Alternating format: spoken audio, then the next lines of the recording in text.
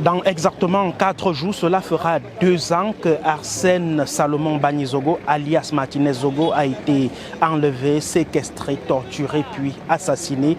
Son corps avait été retrouvé le 22 janvier 2023. Lors de la 14e audience de ce 13 janvier ici au tribunal militaire, rien à se mettre sous la dent, simplement une audience de renvoi puisque les exceptions soulevées par les différents avocats ont fait l'objet d'appels. Cette lenteur ralentit aussi le processus des obsèques, le processus de l'inhumation. Donc, quand on nous reproche à nous, les parties civiles, de contribuer à cette lenteur, je trouve que c'est un manque d'arguments, c'est un signe de faiblesse. Bientôt 2 ans également que nos clients sont en prison, ils ne sont pas jugés. Donc nous associons, je parlerai comme un ancien artiste camerounais, nous associons le même chagrin. Donc aujourd'hui nous ne sommes pas jugés, nous allons de renvoi en renvoi. C'est notre droit également d'être jugés. C'est également du droit des familles de feu Martinez Zogo d'avoir justice. Et les différents conseils ne s'accordent toujours pas sur les retards accusés depuis l'ouverture de ce procès de l'affaire Martinez Zogo. Certains estiment que les procédures sont lentes.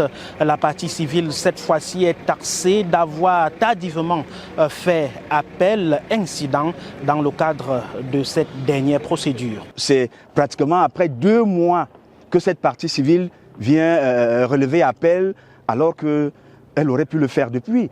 Où est l'intention? Sinon, bien évidemment, de se dire ces gens sont en prison, qu'ils continuent à rester en prison. Voilà un peu le sentiment qui nous anime ce matin. On a l'impression que ça arrange certaines personnes, que ces détenus, nos clients, restent en prison. La famille de Martinez Zogo qui reste sur la défensive, il faut que les procédures suivent normalement leur cours, même si le corps fait ici l'objet de corps de délit.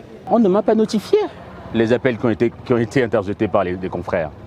Souvenez-vous, à la dernière audience, c'est moi qui ai dit, j'ai entendu qu'il y a un appel. Notifiez-moi. N'attendez pas qu'on aille devant la cour pour que j'aille demander à exercer mon droit. Et qu'on m'accuse de vouloir retarder la procédure. Quand je l'ai fait, le tribunal a réagi. Dans la foulée, on m'a notifié. Et dans la foulée, j'ai déposé ma déclaration. Et dans la foulée, en l'occurrence aujourd'hui, j'ai déposé mon mémoire d'appel. Où est le problème ? On ne doit pas exercer nos droits, nous, la partie civile. On doit être spectateur de cette procédure. Bon, ceux qui le veulent, ils n'ont qu'à ouvrir un tribunal chez eux et que personne n'y accède. Mais nous, tant que nous participerons à cette procédure, nous allons faire valoir nos droits dans tous les sens du terme.